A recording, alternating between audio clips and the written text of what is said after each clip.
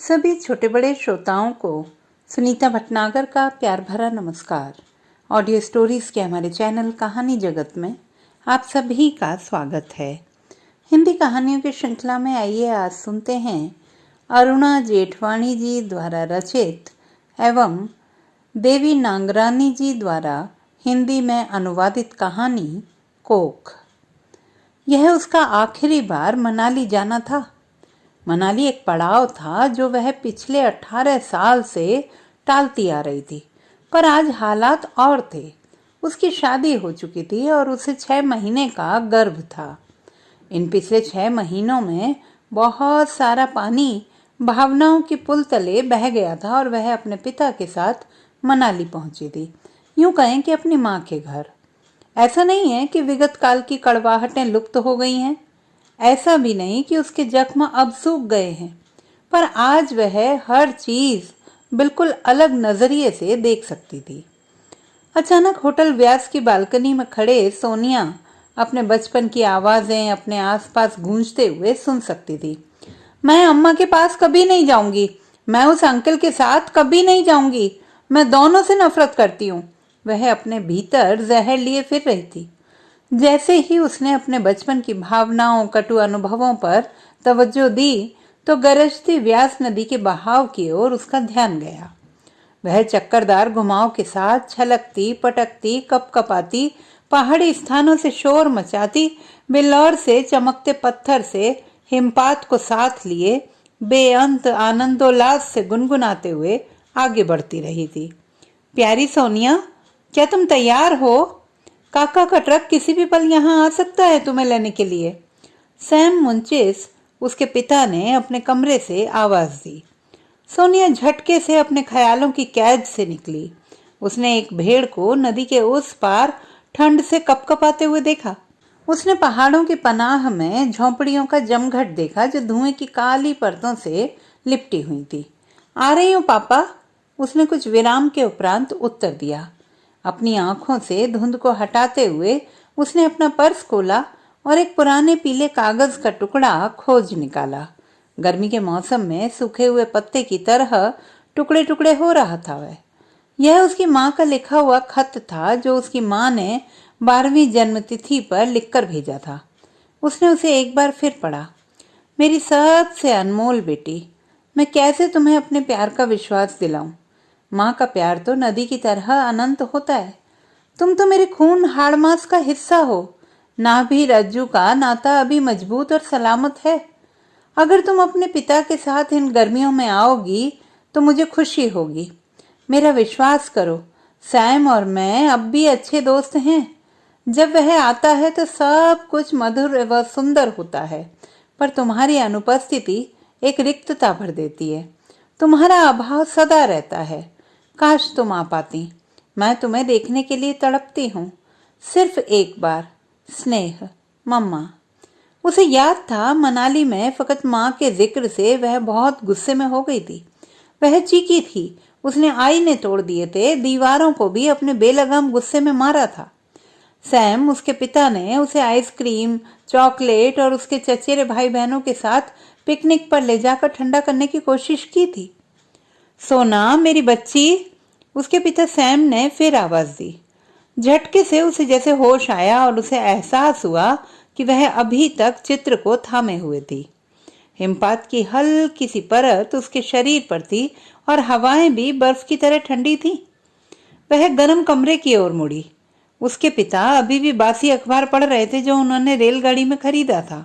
उसने अपने पांव झटके अपने ऊनी मफलर को गले के इर्द गिर्द तंग किया और विस्की के आखिरी पैक को समाप्त किया। ट्रक किसी भी समय यहाँ आ सकता है, उसने कनखियों से उसकी ओर देखते हुए कहा। उसने अपने होठों को बंद कर लिया।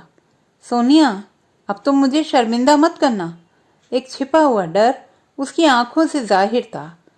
प्रिय सोनिया, तुमने वादा किया था कि तुम पीछे नहीं हटोगी। तुम्हारी मम्मा बेसब्री से तुम्हारा इंतजार कर रही है।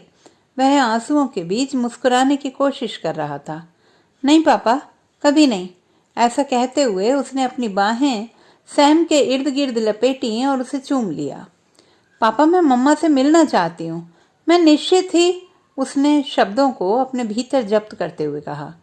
सैम ने उसकी आंखों में देखा।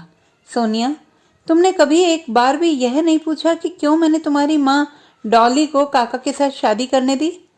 यह सवाल था जो पापा ने कल रात ट्रेन में भी उससे किया था। उसने अपने कंधे उचकाकर अपना ध्यान सरसों के खेतों की ओर कर लिया जो रेलगाड़ी से पीछे की ओर भागते नजर आ रहे थे। उसने अपना ध्यान हिमाचल प्रदेश के खंडहरों पर, समाधि स्तंभ पर, पहाड़ी पर, मंदिर और बर्फ से ढके पहाड़ों पर गोधूली की किरणों में लगा दिया था। यह निर्णय इतना आसान नहीं था। सैम ने उसका हाथ दबाते हुए कहा, पर जिस दिन मुझे एहसास हुआ कि तुम्हारी माँ काका से प्यार करती है, मैंने उसे जाने दिया। वह उसका पहला प्यार था, उसका हक पहले था। सोना को इस बात की जानकारी थी कि उसकी माँ का किसी रूपवान नौजवान के साथ प्रेम था जो भेड़ों के कृषि फार्म के बारे में पढ़ने के लिए ऑस्ट्रेलिया चला गया था। वह 5 साल से अधिक वहां रहा। इसी दौरान डॉली के वृद्ध दादा दादी ने उसे सैम के साथ शादी करने के लिए मजबूर किया, पर पहले प्यार का यह तर्क और उसका दावा करना उसके गले के नीचे नहीं उतर रहा था। न ही यह कल्पना थी कि उसका पिता अब भी उसकी माँ का दोस्त है। यह किस तरह का त्रिकोणीय संबंध है, वह सोचती रही। प्रिय, काका यहाँ किसी भी पल आ सकते हैं, सैम ने अखबार को लपेटते हुए कहा। सोनिया ने पल भर के लिए संपूर्ण अविश्वास की नजर से देखा। कितनी आसानी से काका का नाम उनकी जुबान पर आया, उसी आदमी का जिसने उनकी पीठ में खंजर घोंपा था। पापा सचमुच अच्छे इंसान हैं जिसने अपनी पत्नी उस आदमी को दे दी जिसे वह प्यार करती थी और वे अब दोस्ती के टुकड़ों पर जी रहे हैं। यह विचार करते हुए वह बाथरूम की ओर चली गई। काका, उसे अब भी उसके लिए कुछ कड़वाहट थी। वह आदमी ऑस्ट्रेलिया से आकर ऐसे कैसे उसकी माँ को उससे और उसके पिता से छीन सकता है? बाथरूम में उसने अपने नग्न शरीर की परछाई देखी। उसका पेट अब स्पष्ट रूप से बाहर आ गया था। लड़का या लड़की? उसने और उसके पति अरविंद ने शर्त लगाई थी। अरविंद, उसे अब उसकी जरूरत थी। वह हजारों मील दूर थी अपने पति अरविंद से, फिर भी वह उसके पास था। यह एक पागलपन था, एक जुनून था, एक भावनाओं का वर्लपूल। एक आत्मा पागलपन की हद तक दूसरे की चाह रखती है। क्या वह उसे त्याग सकती है? क्या अगर पापा उसकी शादी किसी और से तय कर दें जो समाज में उच्च स्थान पर हो? नहीं नहीं, कभी नहीं। ओ माँ, वह बड़बड़ाई, मैं तुम्हें समझ रही हूँ, बिल्कुल समझ रही हूँ। वह सिर्फ अपनी माँ और काका के बीच का प्यार ही नहीं समझ रही थी, यह भी अच्छी तरह समझ रही थी कि गर्भाशय में बच्चा उसे अपनी माँ की ओर खींचे ले जा रहा था। वह कोख में जिसमें जीवन का स्पंदन है, वह अपनी माँ का हाथ पकड़ना चाहती थी।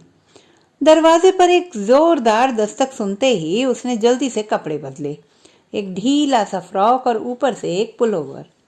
कुछ धीमी आवाजें थीं, शायद काका आ गए थे। वह सीढ़ियों से नीचे उतर कर आई। होटल के बाहर खंदकों में सुलगती आग बलूत के पेड़ों के तले दमक रही थी। जैसे ही वे खुरदरे पहाड़ी रास्ते पर सफर कर रहे थे, उसके ख्याल वेग के साथ अरविंद की ओर चले गए। उसका सुंदर चेहरा, भूरे रंग की आंखें, धरती की तरह भूरा। वह प्यार के जाल में कब फंसी थी? 18 सितंबर शाम के 8 बजे क्लब में उसे एक नजर देखा। इच्छा की भावना, प्यार का जलवा और अभिलाषा की तीव्रता चोरी छुपे सफर करती उसके मन की खिड़की खोल गई। वह चमत्कार का एक पल था, एक सौगात का पल, जागरूकता का पल, एक जगाती हुई आवाज, अजीब अध्याय, एक प्यासी बदरी की तरह जो बारिश को तरसती तड़पाती है। ऐसा ही प्यार था उसे अपने पति अरविंद के लिए। हो सकता है कि ऐसा ही प्यार माँ को काका से रहा हो। जैसे ही जीप टीले पर पहुंची, काका ने धुंध को देखते हुए कहा, ये मणिक्रम की बर्फीली पहाड़ियां हैं। सोना ने मुड़कर पीछे देखा और उनकी आंखें मिली। क्या उसने अरविंद की छवि देखी उन आंखों में? सोनिया, हम सब तुम्हारी माँ से बहुत प्यार करते हैं। तुम एक मेहरबानी करना, उसे चोट ना पहुंचाना। उसकी आवाज मधुर थी, देवदार की खुशबू की तरह।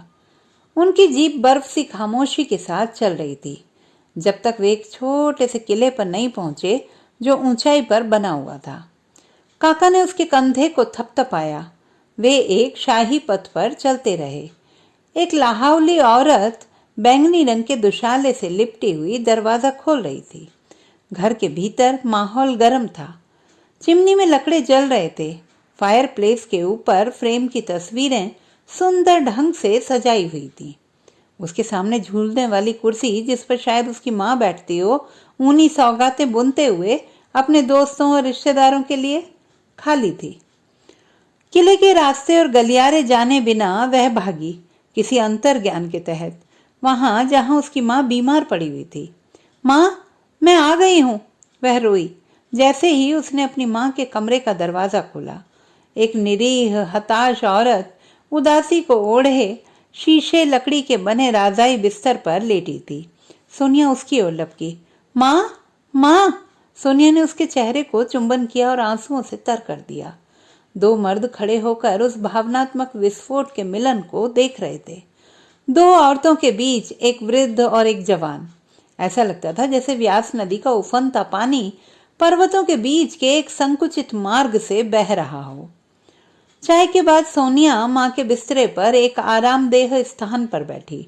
खुद को गर्म और महफूज पा रही थी। वह सोचकर हैरान थी कि वह कैसे इस औरत से, अपनी माँ से नफरत कर पाई, जो देखने में नाजुक और पाकीज़ा थी, एक गुलाब की पंखुड़ी की तरह।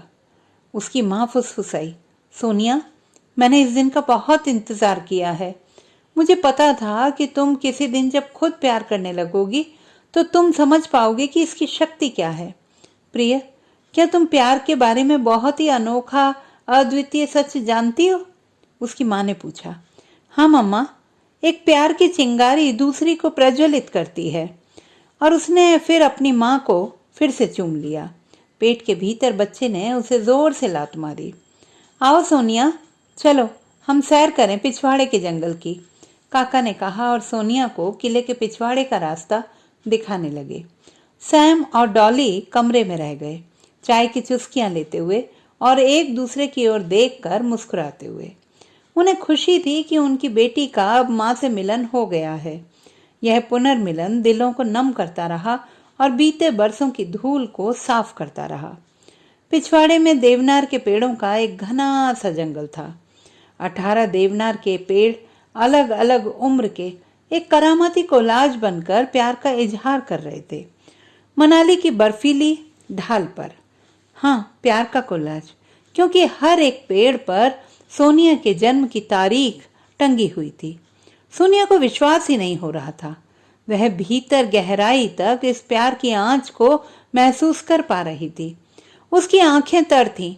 हर साल उसकी माँ ने एक पेड़ लगाया था, देवनार का पेड़, उसके प्यार का तोहफा, उसके जन्मदिन का उत्सव मनाने के लिए, जब बेटी माँ से मीलों दूर थी। वह बेटी जिसने अपने बचकाने बर्ताव और गुस्से से फासले पैदा किए थे, वही फासले कोख में पनप रही नई जान ने इतनी सुंदरता से पाट लिए थे। तो दोस्तों, ये थी हमारी आज की कहानी। आपको कैसी लगी कमेंट बॉक्स में लिखना ना भूलें। चैनल को सब्सक्राइब करें, लाइक करें और मित्रों के साथ शेयर करें।